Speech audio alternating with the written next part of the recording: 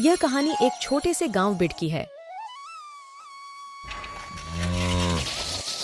जहां लोग अपनी मेहनत और ईमानदारी से जीवन यापन करते थे। इसी गांव में रघु नाम का एक गरीब किसान भी रहता था। उसके परिवार में उसकी पत्नी और 2 बच्चे थे। रघु के पास एक छोटा सा खेत था जिसमें वह मेहनत करता था। एक दिन रघु अपनी पत्नी सीता के साथ अपने खेत के लिए निकल पड़ा।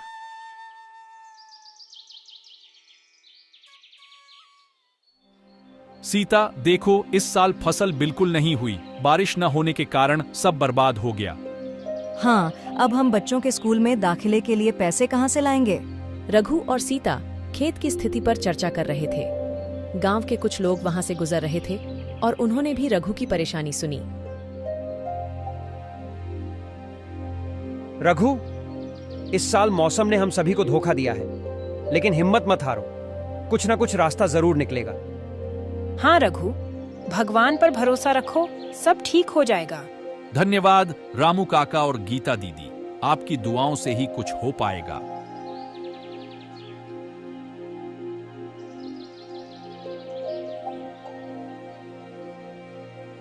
रघु, खेत में पानी की कमी है और बारिश भी नहीं हुई है। आप किसी पड़ोसी किसान से पानी मांगकर देखिए, हम उन्हें फसल बेचने के बाद पैसे दे देंगे। ठीक है, तुम घर जाओ, मैं उनसे मिलकर आता हूँ। रघु अपने पड़ोसी राकेश से पानी मांगने गया।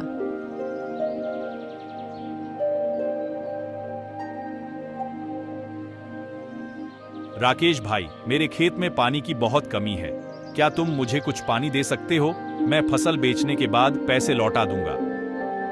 रघु, मेरे खुद के खेत में कुआं होने के बावजूद पानी की कमी हो रही है, मैं तुम्हें पानी कैसे दे सकता हूँ?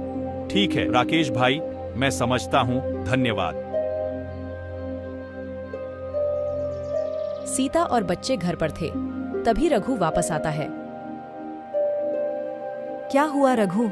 राकेश पानी देने के लिए मान गया? नहीं, उसने मना कर दिया। तो अब क्या होगा? फसल पूरी तरह से बर्बाद हो जाएगी। अब हमारे पास घर के और बच्चों के दाखिले के लिए भी पैसे नहीं हैं। पिताजी, क्या अब हमारा दाखिला नहीं हो पाएगा? माँ, क्या हम अब स्कूल नहीं जा पाएंगे? बच्चों, तुम बिल्कुल चिंता मत करो, तुम जरूर स्कूल जाओगे। अब हम क्या करेंगे? हमें खेत में कुआं खुदवाना पड़ेगा, तभी हमारे खेत को पानी मिल पाएगा। लेकिन उसके लिए तो बहुत ज्यादा पैसे लगेंगे, वो कहाँ से आएंगे? सीता, तुम चिंता मत करो, मैं कुछ करता हूँ। रघु ने फैसला किया कि वह गांव के सेठ से कर्जा लेकर कुआं खुदवाएगा।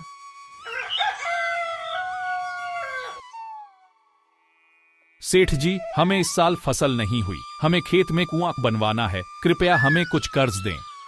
रघु, मैं तुम्हारी मदद कर सकता हूँ, लेकिन तुम्हें मेरी शर्तें माननी होंगी। जी सेठ जी, मैं आपकी शर्तें मानने को तैयार हूँ। रघु ने सेठ से कर्ज लेकर खेत में कुआं बनवाया और पानी की समस्या हल हो गई। मेहनत करके रघु ने अच्छी फसल उगाई। सीता, देखो इस बार फसल बहुत अच्छी हुई है, अब हम बच्चों का दाखिला करवा पाएंगे और घर भी अच्छे से चल पाएगा और सेठ का कर्जा भी कम हो जाएगा। हाँ, आपकी मेहनत रंग लाई, भगवान का शुक्र है। बच्चों के स्कूल में दाखिले का समय नजदीक आ रहा था और रघु और सीता अपनी तैयारियों में लगे हुए थे। तभी बच्चे बाहर से घर में आते हैं। पिताजी, हमारे दोस्तों ने नई स्कूल में दाखिला कर दिया है। हाँ, अब हमारा दाखिला आप कब करवाएंगे? बच्चों, हम जल्द ही तुम दोनों का दाखिला नए स्कूल में कराएंगे, तुम चिंता मत करो। सब कुछ ठीक चल रहा होता है। तभी अचानक तेज आंधी और बारिश आने लगती है।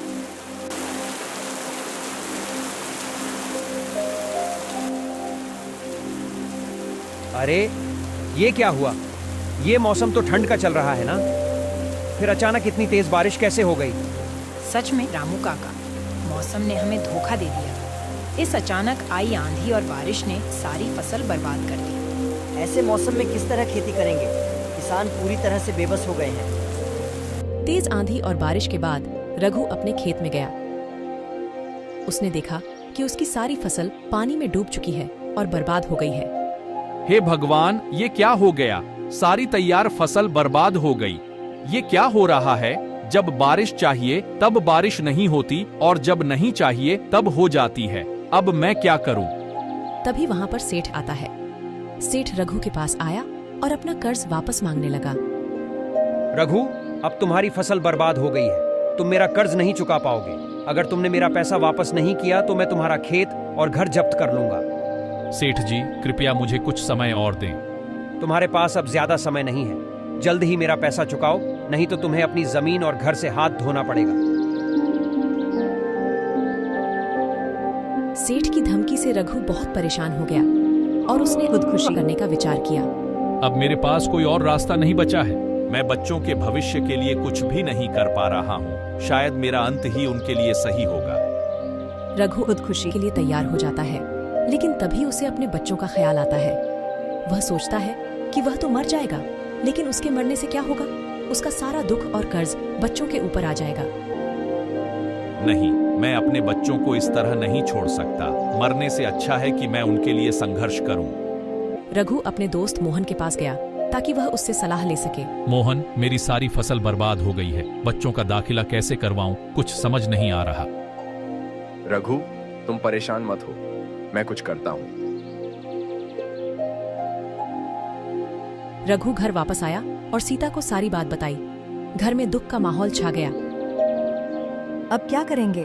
बच्चों का दाखिला कैसे होगा? पिताजी, हमारे दाखिले के पैसे कहाँ से आएंगे?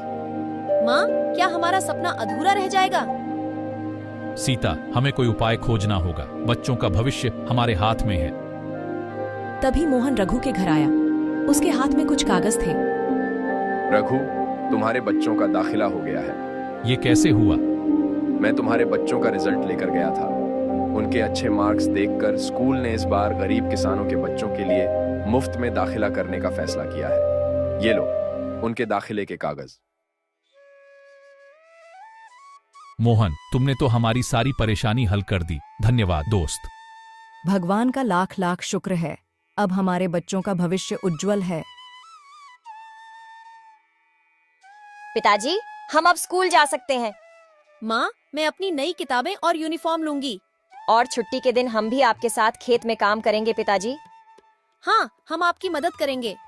तुम लोग अच्छे से पढ़ाई करना और अपने माता पिता का नाम रोशन करना। मुझे खुशी है कि मैं तुम्हारी मदद कर सका। अब मुझे चलना होगा, और भी बहुत से काम बाकी हैं।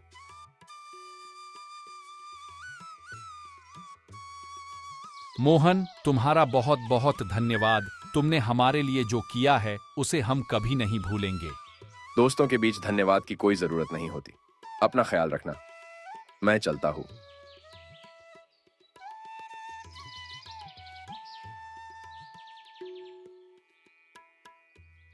बच्चों के दाखिले के बाद सीता को अब कर्ज चुकाने की चिंता सताने लगी। अब सेठ का कर्ज कैसे चुकाएंगे? फसल तो बर्बाद हो चुकी है। हमें कोई उपाय खोजना होगा। सेठ से कुछ और समय मांगता हूँ और उनसे कुछ काम भी मांगता हूँ। रघु ने सेठ से मिलने का फैसला किया और उनके पास गया। सेठ जी, मेरी फसल बर्बाद हो गई है। कृपया मुझे कुछ और समय दे दीजिए। मैं आपका कर्ज जरूर चुकाऊंगा, और अगर आपके पास कोई काम हो तो मुझे दे दीजिए ताकि मैं मेहनत कर सकूं। रघु, मैं तुम्हें कुछ और समय देता हूँ और तुम्हें अपने यहाँ काम पर भी रख लेता हूँ, लेकिन याद रखना, समय सीमा खत्म होते ही मुझे मेरा पैसा चाहिए।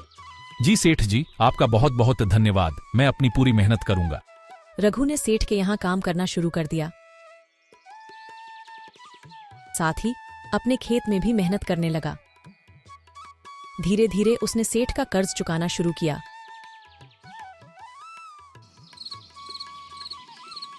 देखो सीता, मैंने सेठ का थोड़ा कर्ज चुका दिया है। अगर इसी तरह मेहनत करता रहा तो हम जल्द ही सारा कर्ज चुका देंगे।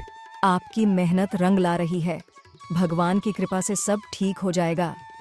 पिताजी, अब हम भी पढ़ाई में आपके जैसी मेहनत करेंगे और आपका नाम रोशन करेंगे। हाँ पिताजी, और आपको और माँ को कभी अकेला नहीं छोड़ेंगे। मुझे तुम दोनों पर गर्व है। मेहनत और ईमानदारी से कभी हार नहीं माननी चाहिए। यही जीवन की सच्ची शिक्षा है।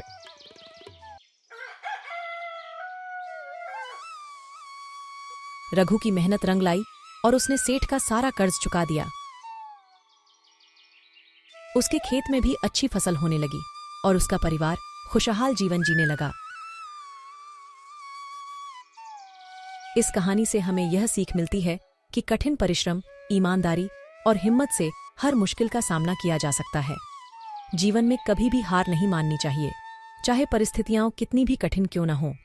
परिवार और दोस्तों का सहयोग भी बहुत महत्वपूर्ण होता है, क्योंकि उनके समर्थन से हम किसी भी चुनौती का सामना कर सकते हैं।